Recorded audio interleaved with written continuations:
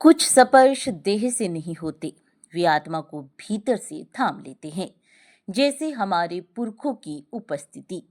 जी हाँ, हमारे पूर्वज चाहे शरीर रूप में हमारे साथ ना हो, लेकिन उनके आशीर्वाद के रूप में वे हमेशा साथ रहते हैं। सनातन धर्म में पितृपक्ष का विशेष महत्व बताया गया है। गरुड़ पुराण में वर्णित है कि पितृपक्ष के दौरान पितरों का तर्पण करने से 3 पीढ़ी के पूर्वजों का उद्धार होता है। आसान शब्दों में कहें तो पितरों को मोक्ष की प्राप्ति होती है। वहीं साधक पर पितरों की कृपा बरसती है। उनकी कृपा से साधक के जीवन में सुखों का आगमन होता है। अगर आप भी पितरों की कृपा पाना चाहते हैं या पितृ दोष से पीड़ित हैं तो पितृपक्ष के दौरान भक्ति भाव से देवों के देव महादेव की पूजा करें। इस समय इन चीजों से भगवान शिव का अभिषेक करें। दोस्तों, अब हम आपको बता रहे हैं कि किन उपायों से पितृदोष को दूर किया जा सकता है। पहला उपाय है पितृपक्ष के दौरान गंगा स्नान करें। अगर सुविधा नहीं है तो घर पर गंगा जल युक्त पानी से स्नान करें। इसके बाद आचमन कर नवीन वस्त्र धारण करें।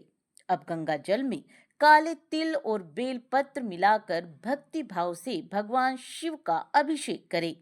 पितृपक्ष के दौरान भगवान शिव का अभिषेक करने से साधक को राहु और केतु की कुदृष्टि से मुक्ति मिलती है। पितरों को प्रसन्न करने के लिए दूसरा उपाय है पितृपक्ष के दौरान गाय के कच्चे दूध में काले तिल मिलाकर महादेव का अभिषेक करें।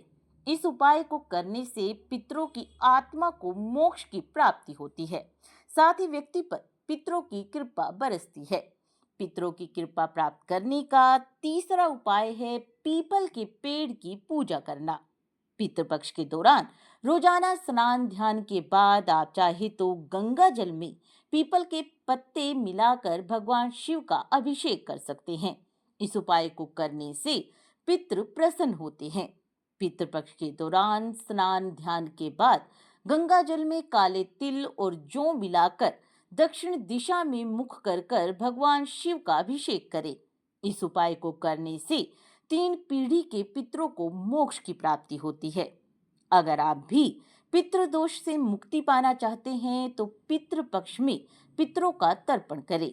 वहीं संध्या काल में दक्षिण दिशा में दीपक जलाकर पितरों को प्रणाम करें।